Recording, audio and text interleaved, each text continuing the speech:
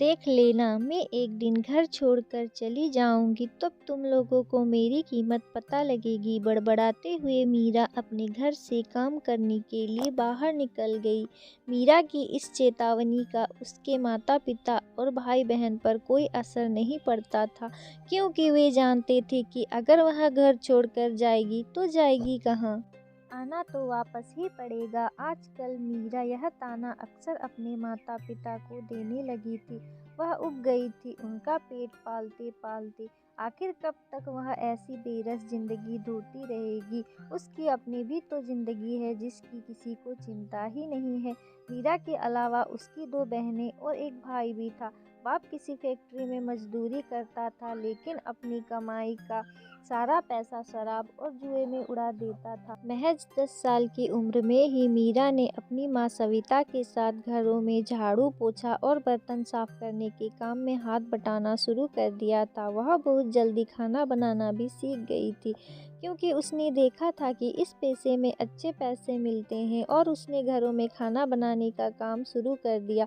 धीरे धीरे मीरा ब्यूटिशियन का कोर्स किए बिना ही फेशियल, मेकअप वगैरह सीख कर थोड़ी और आमदनी भी करने लगी। बचपन से ही मीरा बहुत मेहनती थी। सविता पढ़ी लिखी नहीं थी, लेकिन वह अपने बच्चों को पढ़ाना चाहती थी, इसीलिए वह भी जी तोड़ मेहनत करके पैसा कमाती थी, जिससे कि उसके बच्चे पढ़ सके। सविता स्वभाव से बहुत सरल और अपने काम के प्रति समर्पित थी, इसलिए कॉलोनी में जिसके घर में भी वह काम करती थी, वे उसे बहुत पसंद करते थे, और जब भी उसे ज़रूरत पड़ती उसकी पैसे और सामान देकर मदद करते थे।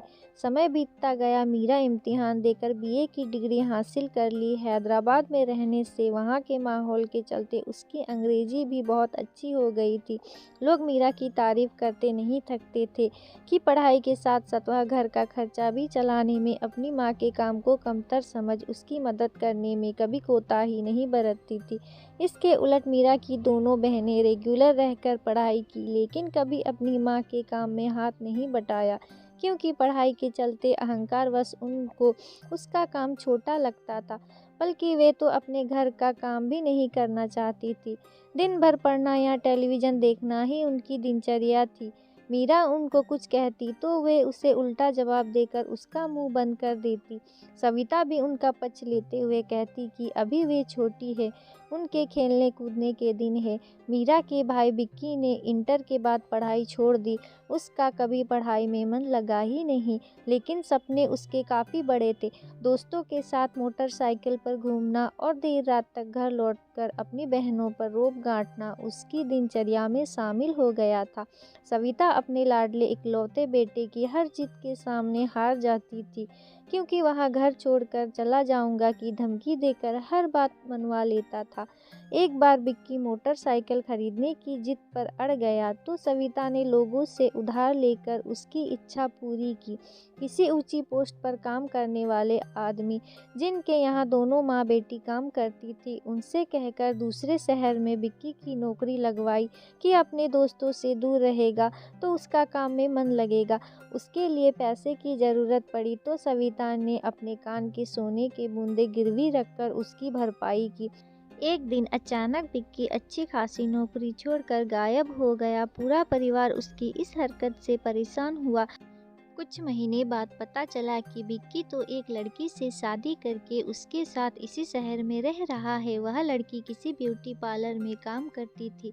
सविता और मीरा को यह जानकर बड़ी हैरानी हुई कि उन लोगों ने उसका भविष्य बनाने के लिए क्या कुछ नहीं किया, और उसने लड़की के चक्कर में अपने करियर की भी परवाह नहीं की।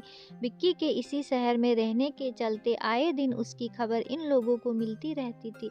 सविता किसी तरह कोशिश करके उसकी नौकरी लगवाती, वह फिर नौकरी छोड़कर घर पर बैठ जाता। जरूरत पड़ने पर वह जब तब सविता से पैसे की मांग करता, तो अपने बेटे के प्यार में सब कुछ भूलकर वह उसकी मांग पूरी करती। अब मीरा को अपनी माँ सविता की विक्की के प्रति हमदर्दी अखरने लगी। उसका मन बगावत करने लगा कि बचपन से उसने दोनों बहनों और भाई की जिंदगी बनाने के लिए क्या कुछ नहीं किया, लेकिन सविता को उसे छोड़कर सभी की बहुत चिंता रहती थी।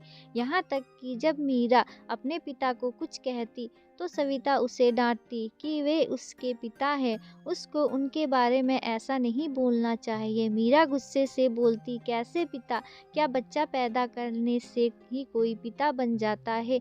जब वे हमें पाल नहीं सकते तो उन्हें बच्चे पैदा करने का हक ही क्या था? मीरा को अपनी माँ सविता से बहुत हमदर्दी रहती थी, लेकिन जवान होते होते उसे समझ आने लगा था कि वह अपनी हालत के लिए खुद भी जिम्मेदार है। सुबह की निकली जब मीरा रात को 8 बजे घर पहुंचती तो देखती कि दोनों बहनें टेलीविज़न देख रही है, माँ खाना बना रही है, मांजने के लिए बर्तनों का ढेर लगा हुआ है, तो उसका मन गुस्से से भर उठता। लेकिन किसी को भी कुछ कहने से फ़ायदा नहीं था और वह मन महसूस कर रह जाती थी। मीरा ने अब बीएड भी कर लिया था और वह एक स्कूल में टीचर का काम करने लगी थी, लेकिन उसने खाली समय में घरों के काम में माँ का हाथ बटाना नहीं छोड़ा था। स्कूल से जो तनख्वाह मिलती थी वह तो पूरी अपनी माँ को दे देती थी, लेकिन घरों से जो उसे आमदनी होती थी वह अपने पास रख लेती थी। देखते ही देखते मीरा 26 साल की हो गई थी, लेकिन उसकी शादी की किसी को चिंता ही नहीं थी। पर उसने अपने भविष्य के लिए सोचना शुरू कर दिया था और मन ही मन घर छोड़ने का विचार करने लगी। ऐसा करके वह उन सबको सबक सिखाना चाहती थी। मीरा ने अब बात बात पर कहना शुरू कर दिया था कि वह घर छोड़कर चली जाएगी, लेकिन वे लोग उसकी इस बात को कभी गंभीरता से नहीं लेते थे, क्योंकि उन्हें उम्मीद ही नहीं थी कि वह कभी ऐसा कदम भी उठा सकती है। पर बात यह नहीं थी। मीरा ने मन ही मन स्कूल में बने स्टाफ क्वार्टर में रहने की योजना बनाई और एक दिन वाकई अपने घर छोड़ने की खबर कागज पर लिखकर चुपचाप चली गई। जैसे ही घर वालों को उसके जाने की खबर मिली, सभी संकेत में आ गए। सबसे ज्यादा माँ सविता को झटका लगा, क्योंकि मीरा की कमाई के बिना घर चलाना मुश्किल था। माँ के हाथ पैर फूल गए थे। एक हफ्ता बीत गया, लेकिन मीरा घर नहीं आई। उसको कई बार फोन भी किया, लेकिन मीरा ने फोन नहीं उठाया। हार कर सविता अपनी बीच वाली बेटी के साथ उसके स्कूल पहुंच गई। सविता के कहने पर गार्ड मीरा को बुलाने गया। थोड़ी देर में मीरा आ गई। उसको देखकर वे दोनों रोते हुए उसे लिपटने के लिए दौड़ी, लेकिन मीरा ने हाथ से उन्हें रोक लिया। इससे पहले कि सविता कुछ कहती, मीरा बोली, मुझे पता है तुम्हें मेरी नहीं बल्कि मेरे पैसे की ज़रूरत है। मैं उस घर में तभी कदम रखूंगी जब वहाँ मेरे पैसे की नहीं मेरी कद्र होगी। तुम सभी के मेरे जैसे दो हाथ हैं, इसीलिए मेरी तरह तुम सभी मेहनत करके अपने खर्चे चला सकते हो। तभी तुम्हें पता चलेगा कि पैसा कितना मेहनत से कमाया जाता है। अब मुझसे किसी तरह की उम्मीद मत रखना। मैं सिर्फ अपने लिए जीऊँगी। मुझसे कभी दोबारा मिलने की कोशिश भी नहीं करना। और इतना कहकर वह वहाँ से तुरंत लौट गई। अपनी बेटी की दो टूक बात सुनकर माँ सविता हैरान रह गई। वह उसके इस रूप की कल्पना भी नहीं कर सकती थी। उसे याद आया जब डॉक्टर ने सविता के लिए ब्रेस्ट कैंसर का शक जाहिर किया था, तब मीरा छिप छिप कर कितना रोती थी। उसके साथ डॉक्टरों के चक्कर भी लगाने जाती थी और जब शक बेवजह निकला तो खुशी के आंसू उसकी आंखों से बह निकले थे। और आज वह इतनी कठोर कैसे हो गई? सविता वही थोड़ी देर के लिए सिर पकड़कर बैठ गई। सविता ने अपने सभी बच्चों को बचपन से ही मेहनत करना सिखाया होता और पैसे की अहमियत बताई होती तो मीरा को न अपना घर छोड़ना पड़ता और न सविता के ऊपर मुसीबतों का पहाड़ टूटता। अपने पति और बेटे के प्रति अंधे प्यार ने उन्हें निकम्मा और नकारा बना दिया था, जिसके चलते उन्होंने कभी जिम्मेदारी निभाने की कोशिश ही नहीं की। उनको मुफ्त के पैसे लेने की आदत पड़ गई थी। वे दोनों इस परिवार पर बोझ बन गए थे। माँ सविता को मीरा के जाने से अपनी गलती का एहसास हुआ, लेकिन अब पछताए होत क्या जब चिड़िया चुग गई खेत। सविता को अब नए सिरे से घर का खर्च चलाना था। उसने कुछ घरों से उधार लिया, यह कहकर कि हर महीने उसकी पगार से काट ले। पहले ही खर्चा चलाना मुश्किल था, उस पर उधार चुकाना उसके लिए किसी बोझ से कम नहीं था। पति और बेटी से तो उम्मीद लगाना ही बेकार था, लेकिन बीच वाली बेटी ने किसी दुकान में नौकरी कर ली और छोटी बेटी ने अपनी पढ़ाई के साथ साथ माँ के साथ घरों में काम में हाथ बटाना शुरू कर दिया। लेकिन उनको अपने खर्चों में भारी कटौती करनी पड़ी। इस वजह से वो दोनों बहनें चिड़चिड़ी सी रहने लगी। मीरा के स्वभाव और उसको अपने काम के प्रति निष्ठावान देखकर उसके एक सहयोगी ने उसके सामने शादी का प्रस्ताव रखा तो उसने हामी भरने में बिल्कुल भी देरी नहीं लगाई। शादी के बाद मीरा ने घर और स्कूल की जिम्मेदारी बखूबी निभाकर सबका मन मोह लिया और सुखी जिंदगी जीने लगी। मीरा ने जो कदम उठाया उससे उसकी ज़िंदगी तो खुशी आई ही, बाकी सबको भी कम से कम सबक तो मिला कि मुफ्त की कमाई ज़्यादा दिनों तक हजम नहीं होती।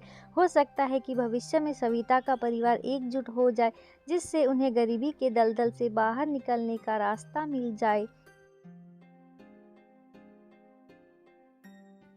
आशा करती हूँ दोस्तों आपको ये कहानी पसंद आई होगी। अगर पसंद आई हो तो इस कहानी को लाइक कर दीजिएगा और इसी तरह की कहानियों को सुनने के लिए मेरे इस चैनल को सब्सक्राइब कर दीजिएगा।